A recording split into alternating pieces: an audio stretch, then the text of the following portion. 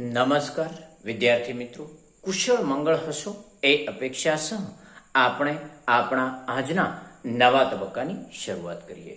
મિત્રો, જૂના તબક્કામાં આપણે જ્યારે મળ્યા ત્યારે દાખલા નંબર 10 માં કાચા સરવૈયાની વિગતોની એક એક અસર આપી ચૂક્યા હતા. હવે આજે આપણે હવાલા જોવા છે, તો હવાલા નંબર 1 જોઈએ શું કહે છે. મળી પર 6% અને ઉપાડ પર 10% વ્યાજ ગણવાનું છે. તો પહેલા મૂડી પર 6% લેખે વ્યાજ ગણીએ અને એની બે અસરો આપીએ. તો ચાલુ ખાતામાં જમા બાજુ તારીખ આખરની એટલે 31/3/2017 વિગતમાં લખાશે મૂડી પર વ્યાજ ખાતે. ચલો કેટલા ટકા છે? તો 6%. 1,20,000 ઉપર 6% લેખે ગણીએ ને 12 7200 રૂપિયા અને 80,000 ઉપર 6% લેખે ગણીએ ને તો 8 48 એટલે 4800 રૂપિયા. આ બંનેની બીજી અસર નફા નુકસાન ફાળવણી ખાતાની ઉધાર બાજુ એટલે અહીં લખીશું મૂડી પર વ્યાજ. મિત્રો ધ્યાન રહે કે અહીં નામ જોગ ઉલ્લેખ કરીશું. પહેલા ક્રમે છે લવ અને બીજા ક્રમે છે કુશ. ચલો, લવ માટેની રકમ છે ₹7200 અને કુશ માટેની રકમ છે ₹4800. ટોટલ કરીએ 7 4 11 ને 12,000 રૂપિયા, જે રકમ રૂપિયાના ખાનામાં. પહેલા હવાલામાં બીજો એક મુદ્દો પણ છે અને એ છે ઉપાડ પર 10% લેખે વ્યાજ ગણવાનું છે. તો ઉપાડ પર 10% વ્યાજ ગણીએ અને એની બે અસરો આપીએ. આપણે જાણીએ છીએ કે એની બે અસરો આ પ્રમાણે થશે. પહેલા ચાલુ ખાતાની ઉધાર બાજુ તારીખ આખરની એટલે 31/3/2017 વિગતમાં લખીશું ઉપાડ પર વ્યાજ ખાતે. મિત્રો 10% લેખે વ્યાજ ગણવું છે તો 40,000 ના ઉપાડ ઉપર 4,000 રૂપિયા થશે અને 12,000 ના ઉપાડ ઉપર 1200 રૂપિયા થશે. આ બંને રકમો નફા નુકસાન ફાળવણી ખાતાની જમા બાજુ જે રીતે અહીં મૂડી પર વ્યાજ દર્શાવ્યું એ રીતે દર્શાવીશું. એટલે લખાશે ઉપાડ પર વ્યાજ, નામ જોગ ઉલ્લેખ કરીશું. પહેલા ક્રમે છે લવ, બીજા ક્રમે છે કુશ. લવ માટે રકમ છે ₹4,000, કુશ માટે રકમ છે ₹1200. મિત્રો ટોટલ કરીને 12 લખીએ ને તો થશે 5,200 રૂપિયા. મળી પર વ્યાજની બે અસર આમ, ઉપાડ પર વ્યાજની બે અસર આમ. પહેલો હવાલો પૂરો. હવાલા નંબર 2 ચાલુ ખાતાની શરૂઆતની બાકી પર 10% લેખે વ્યાજની જોગવાઈ કરો. ચાલુ ખાતાની બે બાકીઓ છે, એક જમા બાકી છે, એક ઉધાર બાકી છે. જે જમા બાકી છે ને એનું વ્યાજ અહીં ચાલુ ખાતામાં જમા સામે ઉધાર. જે ચાલુ ખાતાની ઉધાર બાકી છે એનું વ્યાજ અહીં ચાલુ ખાતામાં ઉધાર સામે જમા. તો પહેલા અહીં જમા બાજુ ચાલુ ખાતામાં તારીખ આખરની લખીશું. વિગતમાં લખાશે ચાલુ ખાતાની જમા બાકીના વ્યાજ ખાતે, અથવા ટૂંકમાં લખી શકો ચાલુ ખાતાનું વ્યાજ.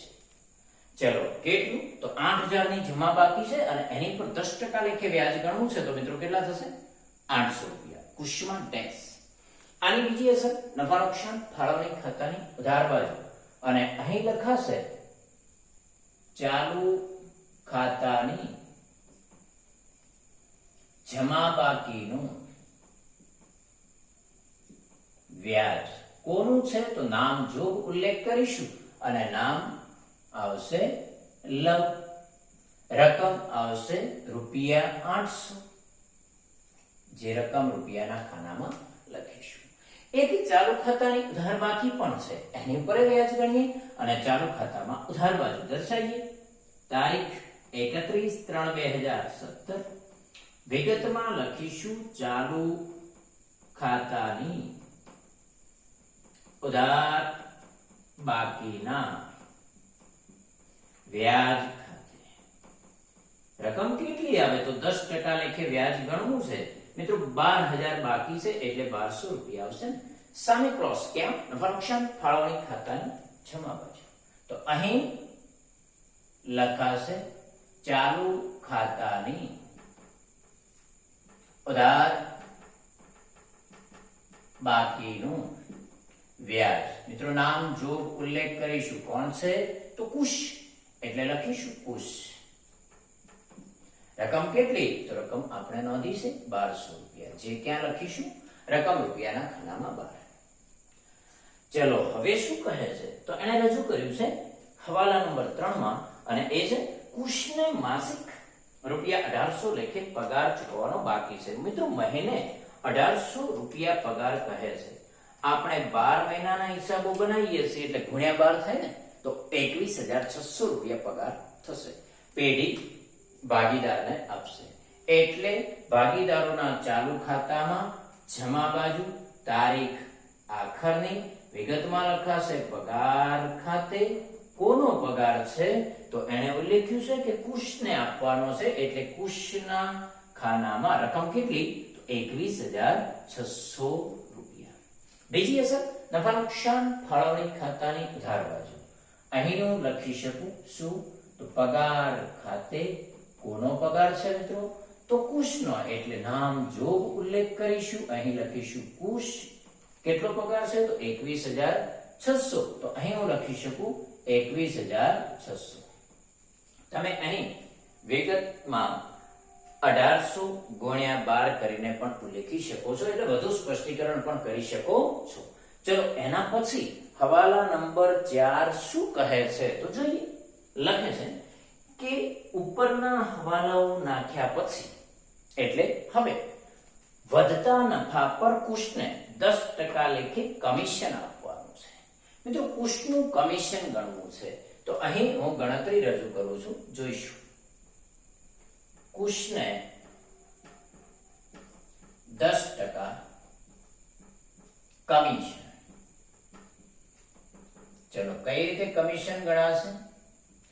તો એણે એવું લખ્યું છે કે વધતા નફા પર કુશને 10% કમિશન આપવાનું છે. તો પહેલા આપણે વધતો નફો શોધવો પડે, એટલે નફા નુકસાન ફાળવણી ખાતાની જમા બાજુનો સરવાળો માઈનસ નફા નુકસાન ફાળવણી ખાતાની ઉધાર બાજુનો સરવાળો. એટલે જમામાંથી ઉધાર રકમો બાદ કરીએ તો નફો દેખાય.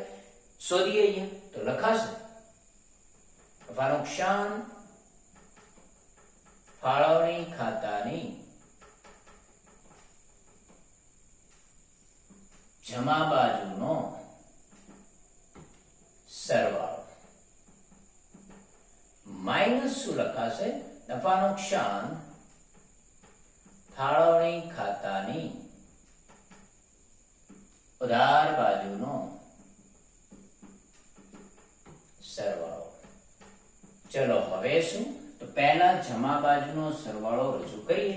તો ટોટલ કરીએ 80000 રૂપિયા વત્તા 5200 રૂપિયા વત્તા 1200 રૂપિયા, એટલે 86400 રૂપિયા અહીં આવશે.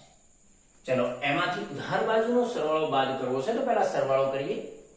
21000 રૂપિયા વત્તા 800 રૂપિયા વત્તા 21600 રૂપિયા, એટલે અહીં આવશે 34400 રૂપિયા.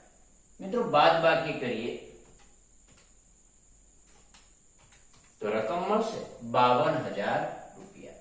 હું એમ કહી શકું કે આ 52000 રૂપિયા જે મળ્યા ને એ વધતો નફો છે, તો એની પર 10% લેખે કમિશન ગણવું છે, એટલે ગુણ્યા 10% કરું ને તો અહીં મને જવાબ મળે 5200 રૂપિયા. આ 5200 રૂપિયા જે છે ને એ કુશનું કમિશન થયું. તો જે રીતે આ પગારની બે નોંધો કરી છે એ રીતે કમિશનની બે નોંધો થશે. તો અહીં નફા નુકસાન ફાળવણી ખાતાની ઉધાર બાજુ લખાય કમિશન ખાતે, કૌંસમાં લખીશું કુશ. રકમ કેટલી? તો શોધીશું 5200 રૂપિયા. બીજી અસર ભાગીદારોના ચાલુ ખાતાની જમા બાજુ તારીખ આખરની વિગતમાં લખાશે કમિશન ખાતે, અને કુશ માટે છે એટલે કુશમાં રકમ 5200, એટલે કુશના ખાનામાં રકમ લખીશું, લવના ખાનામાં કશું લખીશું નહીં, ત્યાં ખાલી રહેશે અથવા ડેશ આવશે. હવે મિત્રો અહીં જે હવાલા એને રજૂ કર્યા છે ને એ પૂર્ણ થયા. એનો અર્થ એ થયો કે હવે આપણે સરવાળા તરફ જવું પડે. મેં અહીં સરવાળા કરીને રાખ્યા છે. તો આપણે પહેલા નફા નુકસાન ફાળવણી ખાતામાં ટોટલ કરીએ તો અહીં જમા બાજુ 86400 થશે. જો કે આપણે અગાઉ ટોટલ કર્યું હતું. તો અહીં 86400. તફાવત જે શોધીશું ને એ ચાલુ ખાતે જશે, એટલે અહીં હું લખી શકું છું ભાગીદારોના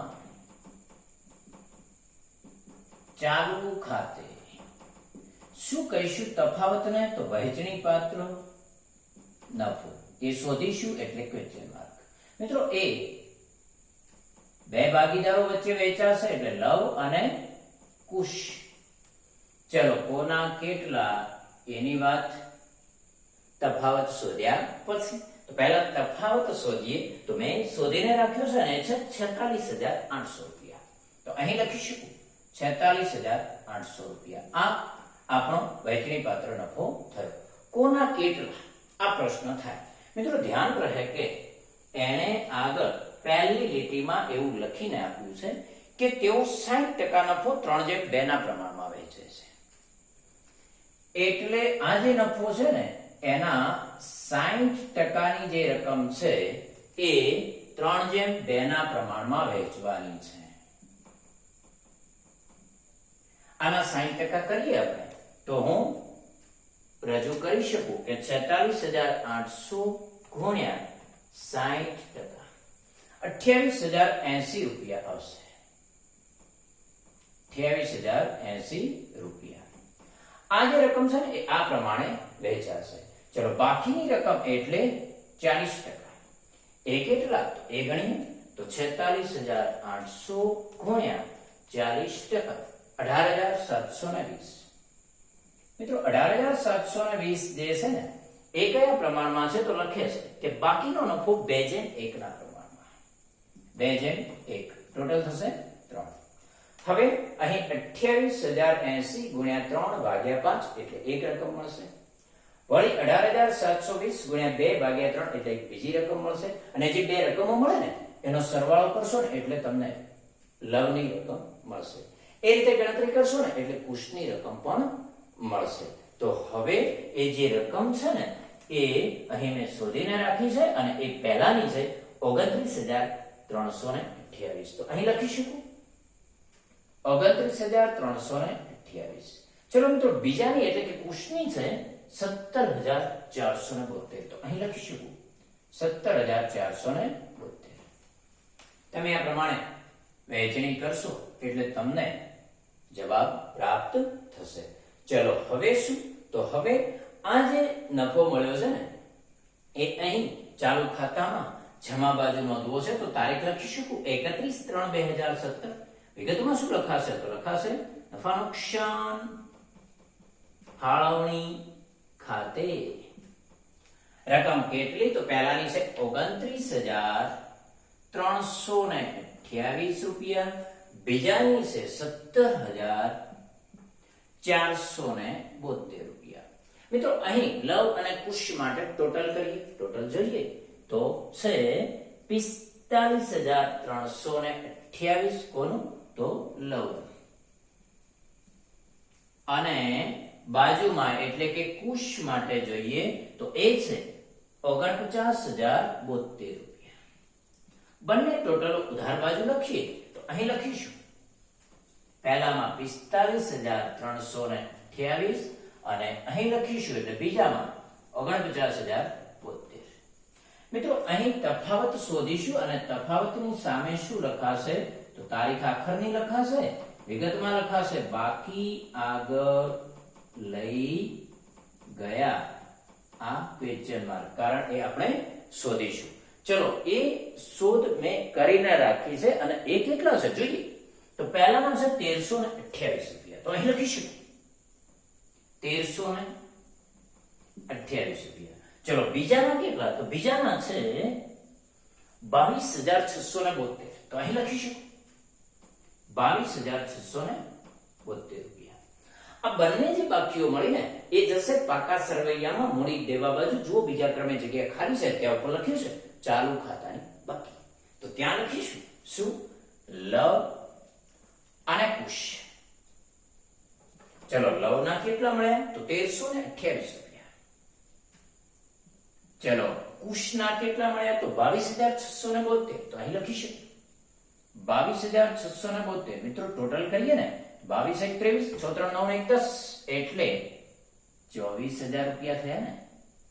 ચલો હવે પાકા સરવૈયાની બંને બાજુનું ટોટલ કરીએ અને એ છે 3,89,600. અહીં પણ 3,89,600, કારણ બંને બાજુનું ટોટલ કેવું આવે? સરખું. હવે અહીં આ દાખલો પૂર્ણ થાય છે. મિત્રો અપેક્ષા રાખું કે તમને આમાં કોઈ અગવડતા પડી હશે નહીં, એટલે તમે આને સારી રીતે સમજી ચૂક્યા હશો. હવે જ્યારે આપણે મળીશું ત્યારે એક નવા જ દાખલા સાથે એકત્રિત થઈશું. આભાર, ધન્યવાદ, કુશળ મંગળ રહેશો અને સ્વજનોની ખૂબ કાળજી રાખશો જ.